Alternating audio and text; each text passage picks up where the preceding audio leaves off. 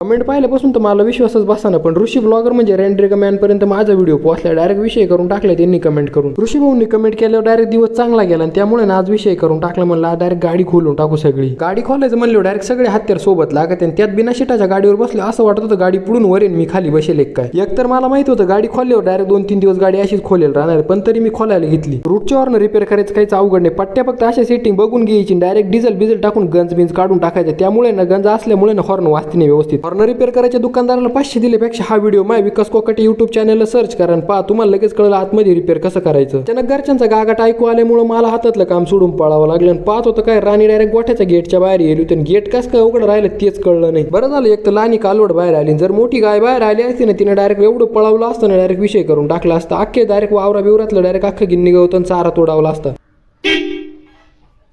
हॉर्नच अशी quality repair केली आणि डायरेक्ट त्याची सीटिंग बिटिंग केली ना, हॉर्न वाजवली डायरेक्ट कोंबडा गागावला होता. कोंबडा गागल्या असं वाटलं की आता पैसे फिटले. असे उद्योग करायचे म्हणले का डायरेक्ट टाइमच द्यावा लागतो. एवढी गाडी खोलून ठेवली तिने असं वाटलं होतं मला डायरेक्ट एवढ्या सगळ्या वस्तू खाली पडेल आणि रात्रीचे जर चोर आले नेमकी टाकी किंवा जर शीट घेऊन गेले तर गाडीचं काय होईल. रँड्रिका मॅन आणि मी पण सिन्नरचा असल्यामुळे त्यांनी व्हिडिओला कमेंट केली. मी दिवसभर तेच विचारत होतो. म्हणलं आता अख्खी गाडी भोंगळी करून ठेवली, ती रात्रभर तशीच ठेवावं लागणार आहे. आता उद्याच्या ब्लॉग मध्ये अशी मजा येणार आहे की भोंगळी गाडी मी डायरेक्ट बाहेर काढून चालून पाहणार आहे कसं वाटतं. त्यामुळे व्हिडिओ शेअर करा, लाईक आणि फॉलो करून घ्या लगेच.